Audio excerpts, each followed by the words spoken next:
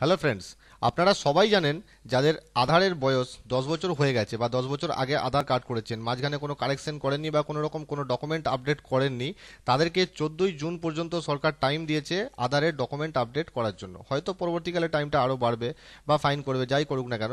তো আজ পর্যন্ত আপনারা যারা আধার কার্ডের ডকুমেন্ট আপডেট করে ফেলেছেন, আইডি প্রুফ এবং অ্যাড্রেস প্রুফ, তাদেরকে অবশ্যই দেখে নিতে হবে স্ট্যাটাস চেক করে যে আপনাদের যে ডকুমেন্টটা আপনারা আপডেট করেছেন সেটা ভ্যালিডেশন হয়েছে কিনা বা ভ্যালিডেশন সাকসেসফুল হয়েছে কিনা, তবেই আপনাদের ডকুমেন্ট আপডেটটা কিন্তু সাকসেসফুলি হবে।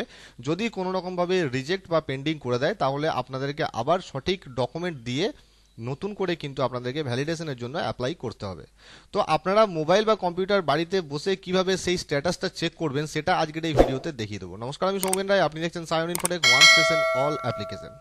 তো এর জন্য আধারের অফিসিয়াল ওয়েবসাইটে আপনাকে চলে আসতে হবে।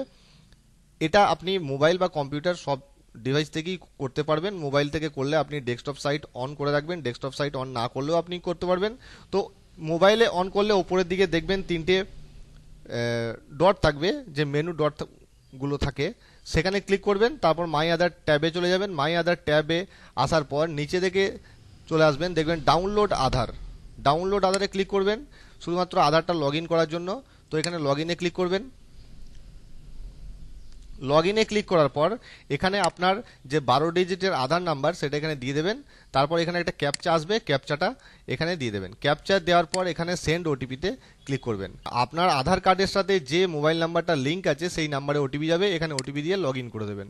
লগ ইন করলেই এই ধরনের একটা ইন্টারফেস আপনার সামনে ওপেন হয়ে যাবে, যেখানে আধারের বিভিন্ন রকমের সার্ভিস আপনি দেখতে পাবেন। নিচের দিকে চলে আসবেন, দেখতে পাচ্ছেন এখানে ডকুমেন্ট আপডেট দেখাচ্ছে এবং নিচে একটা দেখতে পাচ্ছেন আপনি যে অ্যাপ্লিকেশনটা করেছিলেন সেই অ্যাপ্লিকেশনটা কিন্তু এখানে আপনার দেখাবে, কোন ডেটে আপনি করেছিলেন বা কি ডিটেলস আছে সেগুলো এখানে দেখাবে। তারপর স্ট্যাটাসের আন্ডারে দেখাবে এখানে ভেরিফিকেশন স্টেজ দেখাচ্ছে।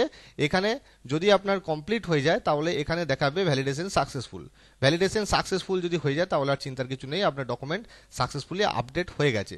যদি এখানে রিজেক্ট দেখায় তাহলে আপনাকে এটা ডিলিট করে নতুন করে আবার সাপোর্টিং ডকুমেন্ট আপনাকে আপলোড করতে হবে। তারপর আবার আপনি অবশ্যই স্ট্যাটাস চেক করে নেবেন। ভ্যালিডেশন সাকসেসফুল না হওয়া পর্যন্ত কিন্তু এই কাজটা আপনার কমপ্লিট হবে না, এটা কিন্তু পেন্ডিংই থেকে যাবে। ঠিক আছে, আশা করি ভিডিওটা ভালো লেগেছে, বুঝতে পেরেছেন স্টেপ বাই স্টেপ। ভিডিওটা ভালো লাগলে একটা লাইক অবশ্যই করে দেবেন, আর এই ধরনের ভিডিও পরবর্তীকালে পাওয়ার জন্য চ্যানেলটি অবশ্যই সাবস্ক্রাইব করে দেবেন। আবার দেখা হবে নতুন কোনো ভিডিওতে নতুন কোনো টপিকস নিয়ে। ততক্ষণ জয় হিন্দ।